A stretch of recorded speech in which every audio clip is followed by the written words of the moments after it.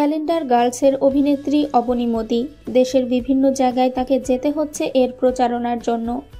তবে সবচেয়ে মজার ব্যাপার হলো এই ছবির প্রচারণার জন্য অবনী মোদি যেখানেই গিয়েছেন সেখানেই উৎসুক জনতারা তাকে প্রশ্ন করেছেন, আপনি কি নরেন্দ্র মোদির কেউ হন? কথাটা মনে হয় তার নামের জন্যই বলেছেন, কারণ তার নামের পাশে যে আছে মোদি। তবে কথাটি শুনতে শুনতে অবনী বিরক্ত হয়ে মজা করেই বলে ফেললেন, হ্যাঁ, আমি প্রধানমন্ত্রী নরেন্দ্র মোদির মেয়ে। আর গুজরাটের মেয়ে অবনী মোদি তখন কথাটিকে ঘুরিয়ে উৎসুক জনতাদের বললেন, শুধু গুজরাটের মেয়েদের কাছে নন, নরেন্দ্র মোদি হলেন গোটা ভারতের কাছে ফাদার ফিগার।